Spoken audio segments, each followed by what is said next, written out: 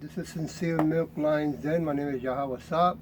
I camp out with Lions Den, Yashawada in Jacksonville, Florida. I'd like to say a prayer first to the Father, to the Son, to the elders, to the Arkhams, and to the women and children. Kal, Hadayam, La, Yahweh, Bahashim, Yahweh Shai. Bahashim, Ha, Rolash, Kodash, Mark, all praise to Yahweh, in the name of Yahweh Shai, in spirit and holy and in truth.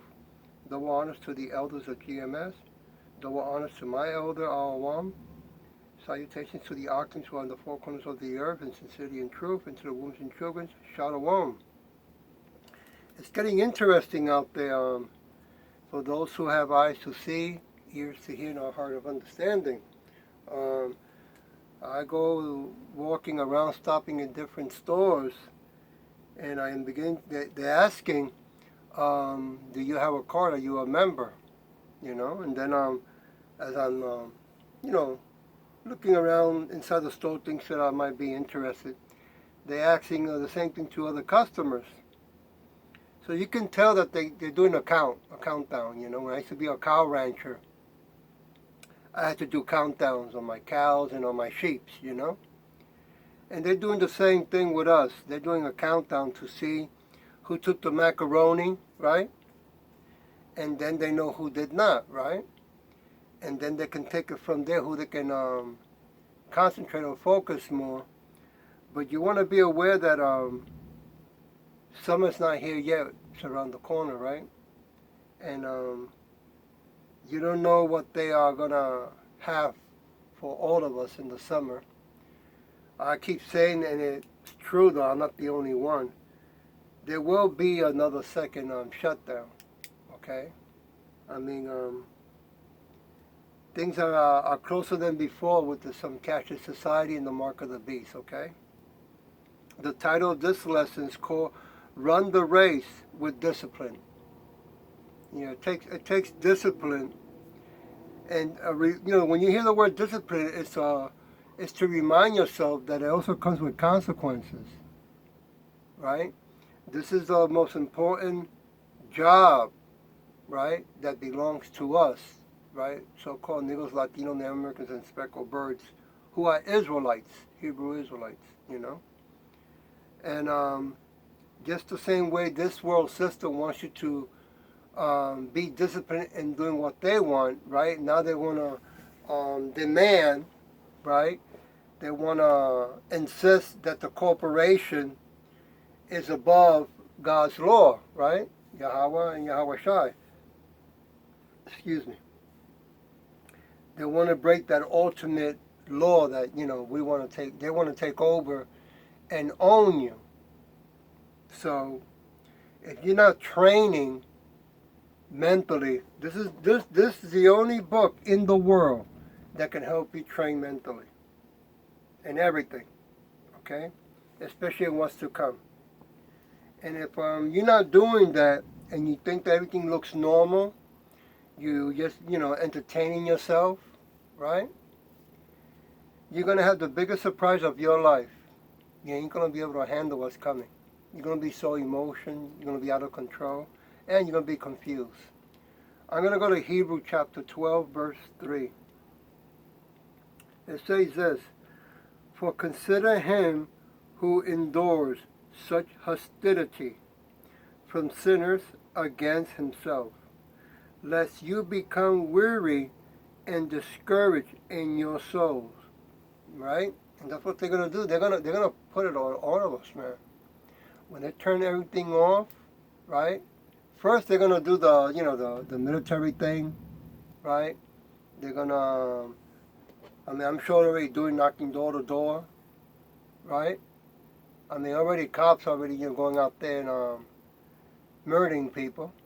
It's no other word to put it, okay? So it's only a matter of time that the stores that are practicing Nazi tactic, right? Papers, please. See, like in the Nazi in the past, right? Or you don't have papers, or then you can't come in and buy. Or we might have to sell it to you at a higher price. But if you give us papers and you sign up, we will lower the price. See? That's how wicked it's getting. Galatians chapter 6, verse 9. Okay, give me a minute. I want to find Galatians here. Got it. I mean, it's great that it's going to get, that aggressive, okay? Because that means that we're getting closer. Okay, Galatians chapter 6, verse 9. And let us not grow weary while doing good, for in due season, Slakia, we shall ripe if we do not lose heart, if we do not lose mind. Stay focused, right? I always found it amazing when people go to college for 5, 6, 7, or 8 years, right? I mean, some of them don't even sleep at all, right? They sleep real late studying, take the exam, and, they go for it, they do it, right? Well, we got to have the same mentality in doing God's work, right? This ain't our resting place. And we got to remind ourselves, I remind myself every day, this ain't my resting place, And we got to, not only study, but, we got to stay in shape also, right? So we got to work. But we also got to stay vigilant when we go out there and we're walking. We got to, look at things with the eyes of the Spirit, Because now everybody's watching everybody. Hebrew 12, chapter 12, verse 4. If you sneeze, if you cough, person acts like, how dare you do that? Okay, verse 4. You have not yet resist to bloodshed, striving against sin. Yeah. Going all the way to 6. Verse 5, and you have forgotten the exhortation which speaks to you as to sons. My son, do not despise the chastening of Yahweh, nor be discouraged when you are rebuked by him. Verse 6, for whom Yahweh loves, he chastens, and scourge every son whom he receives. That is so true. And that comes with discipline.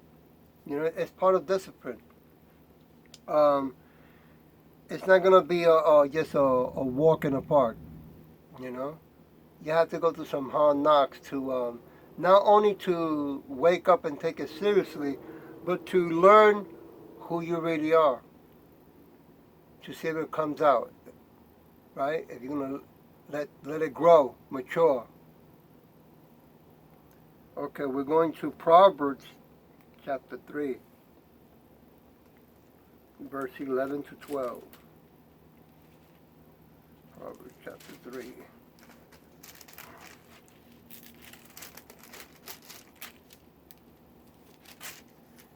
Verse 11. My son, do not despise the chastening of Yahweh, nor detest his correction. Verse 12. From whom Yahweh loves, he corrects. Just as the Father, the Son in whom he delights. That's right, And that's something that, in today's world, you can't do with your children, for those who have children, If you're going to do that, now they make laws and, they want the Edomite government system want to be mommy and daddy. Yet they're the ones murdering, raping, and robbing. See how crazy it is? And they want to tell you that you can, do what Scripture says. But all that's going to change soon. That's the beauty about it. Hebrews chapter 12, verse 7.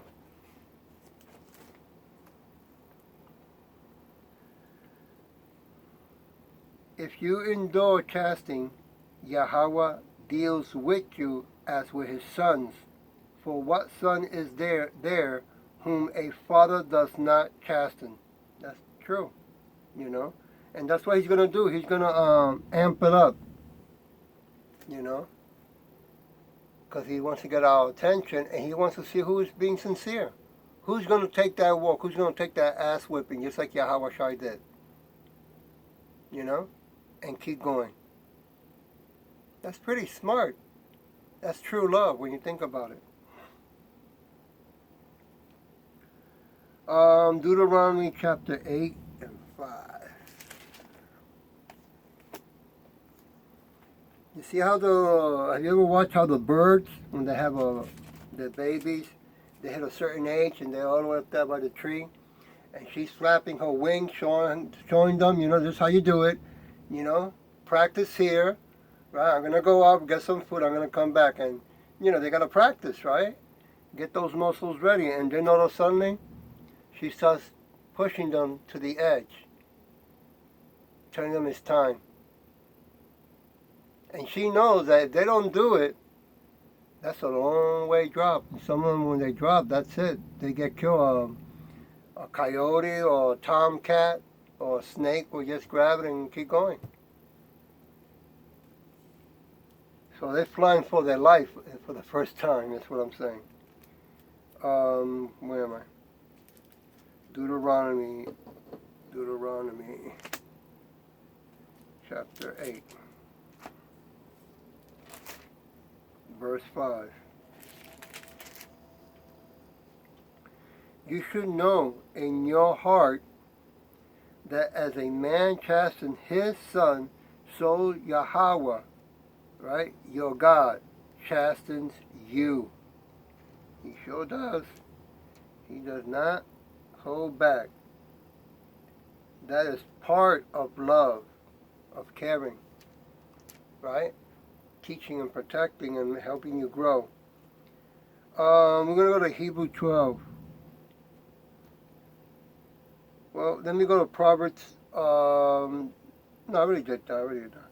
All right, Hebrew 12, chapter 12, verse 8 to 11. 8 all the way to 11. Verse 8. But if you are without chastening, or which all are but if you are without chastening, of which all have become partaker, then you are illegit and not sons. Woo! Let's go to 9, verse 9. Furthermore, we have had human fathers who corrected us, and we paid them respect. Such we not much more really ready be in subjection to the Father of Spirit and live? That's true. Verse 10. For they indeed for a few days chastened us as seemed best to them, but he for our profit, that we be partaker of his holiness. Verse 11. Now, no chastening seems to be joyful for the present, but painful nevertheless. Afterward, it yields the peaceful fruit of righteousness to those who have been trained by it. Wow. Yeah. It's part of the workout program, mentally, physically, and spiritually. It's how we will create it. It's how we grow. Right? 2 Timothy.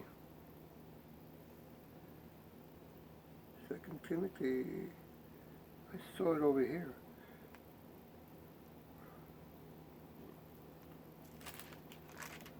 Chapter 4, verse 8.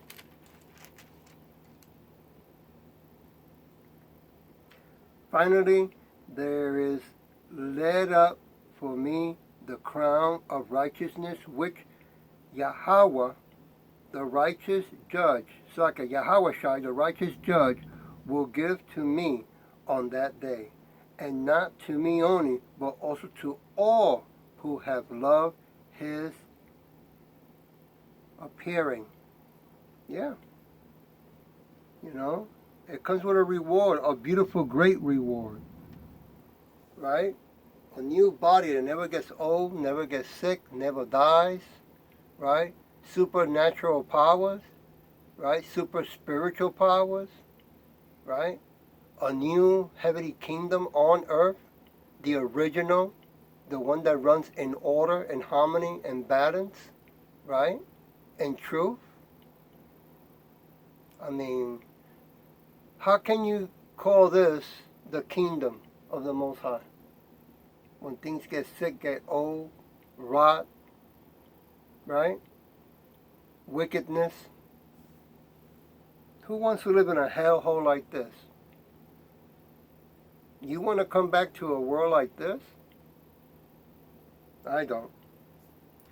James chapter 1 verse 12. James. I think I'm right here. James chapter. Oh, here we go. Verse 12. Blessed is the man who endures temptation, for when he has been approved, he will receive the crown of life, which Yahweh has promised to those who love him. Yep, that is true. Now, I think I was in Hebrew 12 and 11. Let me go backtrack. Something just think I misread. Give me a minute. Here we go. 12. 8. 12, 8. Give me a minute all the way to...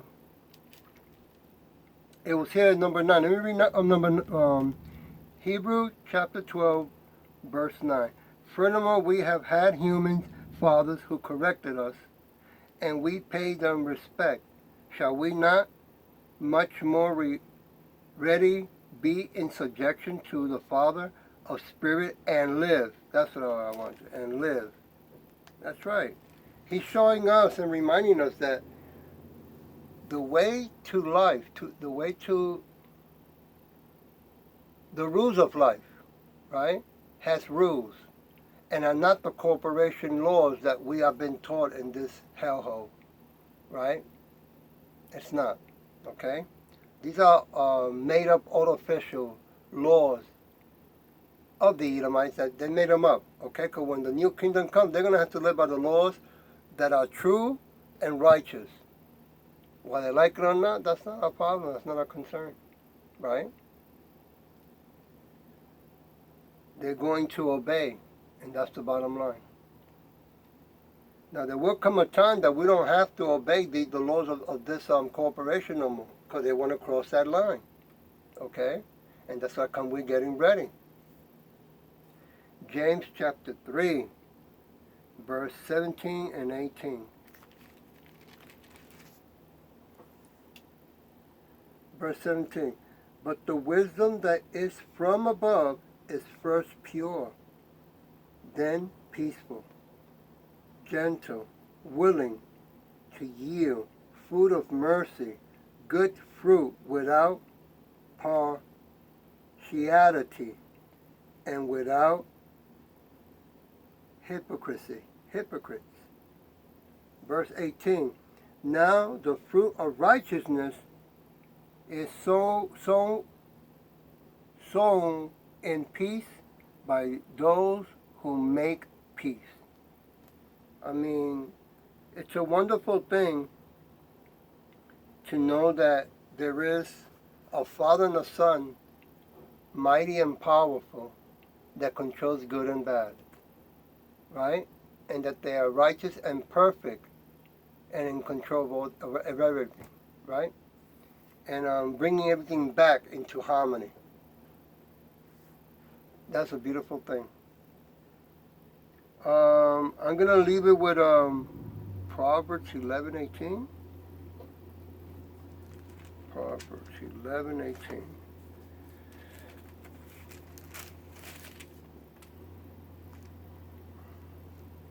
Verse 18.